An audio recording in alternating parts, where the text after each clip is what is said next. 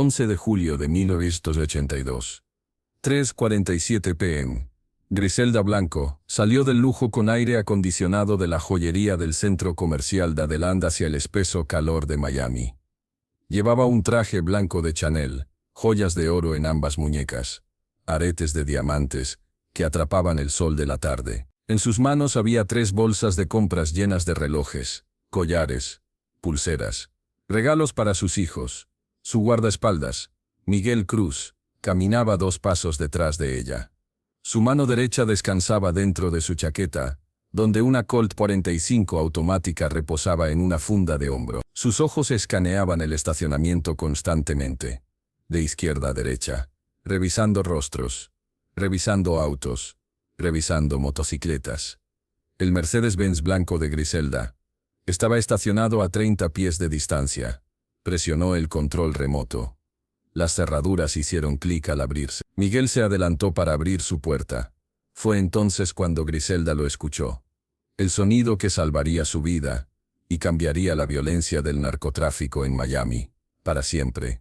2 motores de motocicleta, acelerando, acercándose.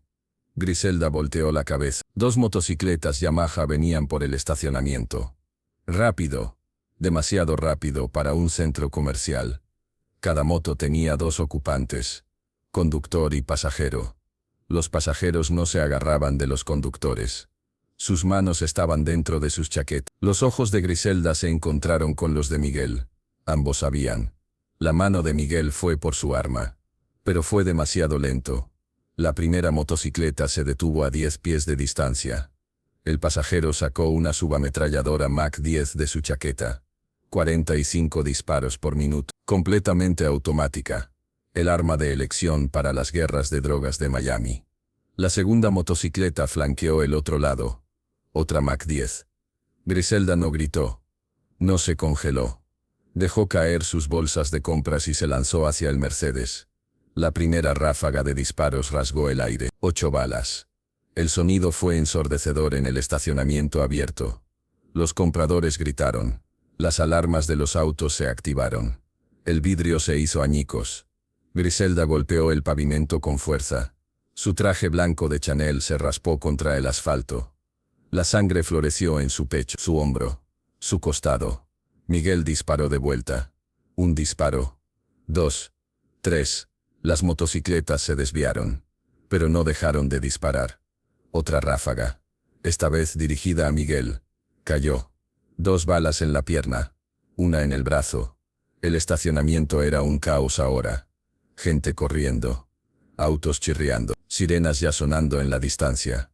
Las 2 motocicletas dieron una vuelta más, asegurándose, cerciorándose de que Griselda Blanco, la madrina de la cocaína, estuviera muerta. No se estaba moviendo. La sangre se acumulaba debajo de ella. Sus ojos estaban cerrados. Las motocicletas rugieron al alejarse. Desaparecieron en el tráfico de Miami antes de que llegara la policía. 30 segundos de silencio. Solo el sonido de las alarmas de los autos. Gritos distantes. Miguel gimiendo en el suelo, tratando de alcanzar a Griselda. Entonces Griselda abrió los ojos. Tomó aire. Agudo. Doloroso. Pero estaba respirando. Presionó su mano contra su pecho. Sintió el chaleco debajo de su traje. El chaleco antibalas de Kevlar, que había estado usando todos los días durante 6 meses. El chaleco que acababa de detener 8 balas. Griselda Blanco se puso de pie. Miguel la miró desde el suelo. Sangre saliendo de sus heridas. Pensando que estaba viendo un fantasma. Griselda caminó hacia él. Se agachó. Tomó la Colt 45 de su funda. Revisó el cargador. Todavía tenía balas. Se volteó hacia donde las motocicletas habían desaparecido. Su rostro estaba calmado, frío, vacío de emoción. Entonces dijo 4 palabras que Miguel repetiría por el resto de su vida. Ahora sé cómo. Para entender por qué Griselda Blanco recibió 8 disparos en un estacionamiento de Miami, necesitas entender quién era ella.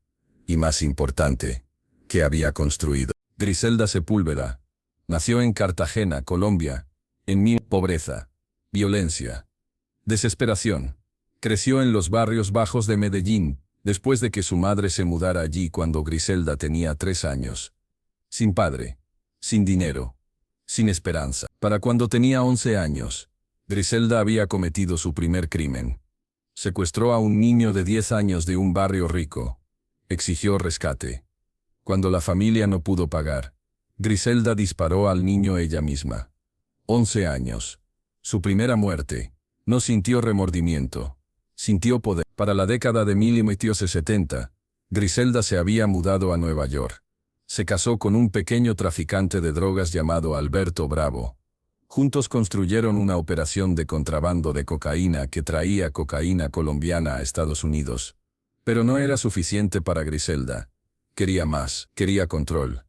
En 1975, Griselda se mudó a Miami. Vio una oportunidad que nadie más vio.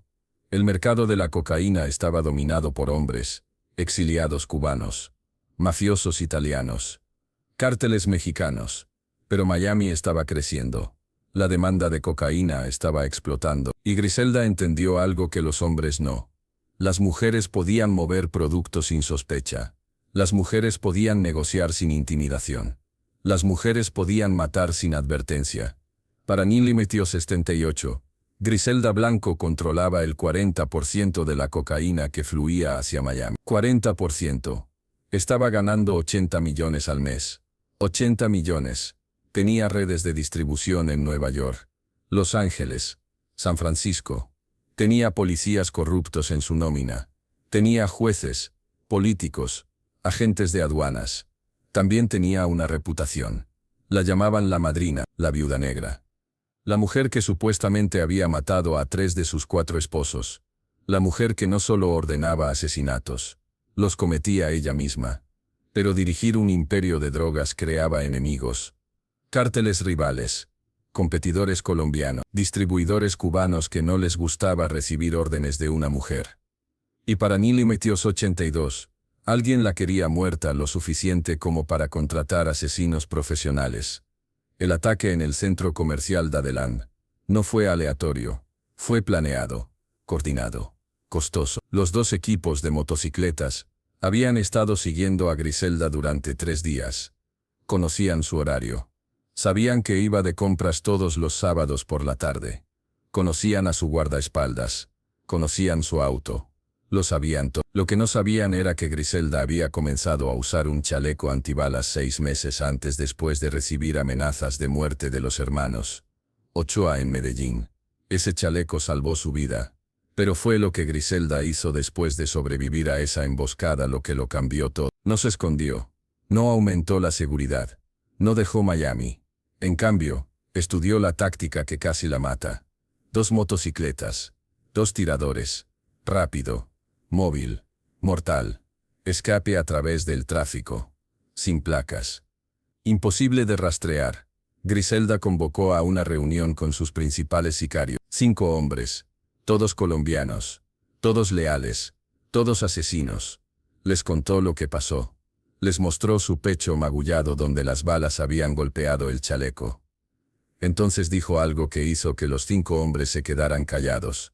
Vamos a usar motocicletas, pero lo vamos a hacer mejor. En 48 horas, Griselda había comprado 12 motocicletas. Yamahas. Rápidas. Maniobrables. Perfectas para el denso tráfico de Miami. Reclutó a 24 hombres. Jóvenes. Sin miedo. Desesperados por dinero. Los entrenó personalmente. Cómo conducir en formación. Cómo disparar desde una moto en movimiento. Cómo desaparecer en el tráfico. Cómo deshacerse de las motos y mezclarse con las multitudes. Le dio a cada equipo una lista de nombres. 30 nombres. Miembros de cárteles rivales que habían estado moviéndose en su territorio. Distribuidores que habían dejado de pagar tributo. Informantes que habían hablado con la policía. Competidores que pensaban que una mujer no podía contraatacar. Griselda les dijo: quiero a los 30 muertos en una semana. Háganlo ruidoso. Háganlo público.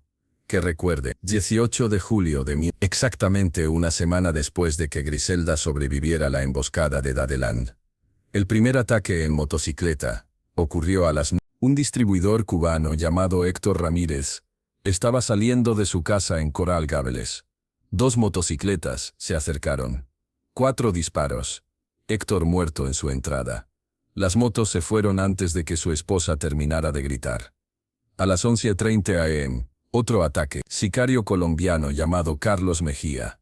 Detenido en un semáforo en rojo en su BMW, 2 motocicletas lo flanquearon.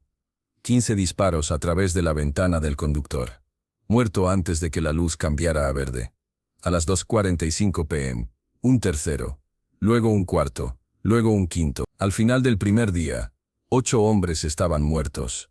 Todos miembros de cárteles rivales. Todos asesinados por sicarios en motocicleta. Todos a plena luz del día con testigos. La policía de Miami estaba abrumada. No sabían qué estaba pasando. No entendían el patrón. Nunca habían visto algo así. Los ataques en motocicleta continuaron durante 6 días más. Diferentes ubicaciones. Diferentes horarios. Siempre en público. Siempre rápido. Siempre mortal. Gasolineras. Restaurantes. Centros comerciales. Clubes nocturnos. Ningún lugar era seguro. Para el 25 de julio, 30 hombres estaban muertos. Exactamente 30. La lista completa que Griselda había proporcionado. El mensaje era claro. Griselda Blanco había sobrevivido un intento de asesinato. Y respondió matando a 30 personas en una semana usando el mismo método que casi la mata. Los cárteles rivales lo entendieron inmediatamente. No atacas a Griselda. No desafías su territorio. No intentas matar, porque ella no perdona. No olvida. Y es más creativa con la violencia de lo que jamás podrías imaginar. El método de la motocicleta se convirtió en la firma de Griselda. Durante los siguientes 4 años, ordenaría más de 200 ataques usando sicarios en motocicleta. La táctica se extendió por todo Miami. Luego a Colombia.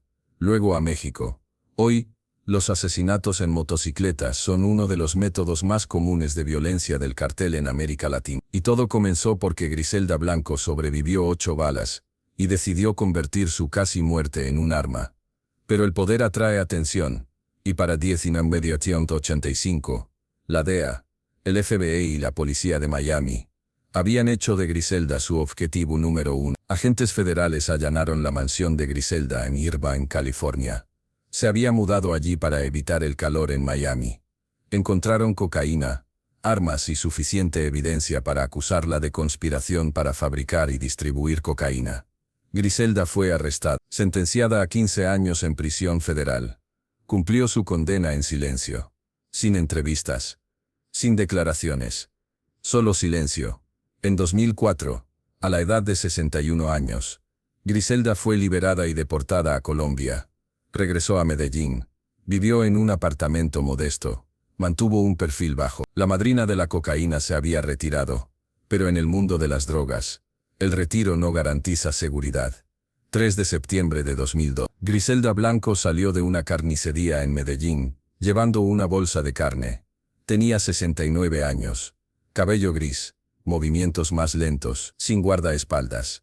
Sin chaleco antibalas. Una motocicleta se acercó. 2 ocupantes. Conductor y pasajero. El pasajero sacó una pistola 9 milímetros. 2 disparos. Ambos a la cabeza.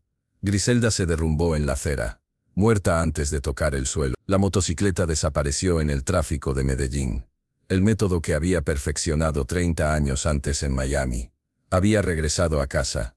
La mujer que había inventado el asesinato en motocicleta fue asesinada por un asesinato en motocicleta. La policía colombiana nunca atrapó a los asesinos. Nunca identificaron quién ordenó el ataque. Algunos dicen que fue venganza de una de las familias que destruyó en los años 80. Algunos dicen que fue un cartel rival limpiando viejas deudas. Algunos dicen que fue su propia organización asegurándose de que nunca hablara. Nadie lo sabe con certeza. Pero todos están de acuerdo en una cosa. Griselda Blanco vivió por la violencia. Y murió por la violencia. Construyó un imperio sobre sangre. Y cayó en sangre. Sobrevivió 8 balas en Miami, pero no pudo sobrevivir 2 en Medellín. Su funeral fue pequeño. 30 personas. Sin políticos. Sin jefes de cartel. Sin medios. Solo familia. Fue enterrada en una tumba sin nombre. Sin lápida. Sin memorial. Solo tierra y silencio. Pero su legado vivió. El método de la motocicleta. La crueldad. La prueba de que las mujeres podían ser tan brutales, tan poderosas, tan temidas como cualquier hombre en el comercio de drogas. Griselda Blanco mató a más de 200 personas. Destruyó familia. Inundó Miami con cocaína durante la era más violenta en la historia de la ciudad. Se ganó su muerte 1000 veces. Pero el 11 de julio de 1982, cuando recibió 8 balas y se levantó peleando, demostró algo que aterrorizó a cada hombre que pensó que podía controlarla. Era inmortal, imparable, inquebrantable. Hasta que no lo fue. Esa es la cosa sobre las leyendas construidas sobre violencia. Siempre terminan en violencia. Griselda Blanco sobrevivió el ataque en motocicleta. Luego lo perfeccionó. Luego murió por él. 30 años. Círculo completo. Justicia poética o ironía brutal. De cualquier manera, la madrina de la cocaína se ha ido, pero el método que creó todavía está aquí. Todavía matando, todavía extendiéndose.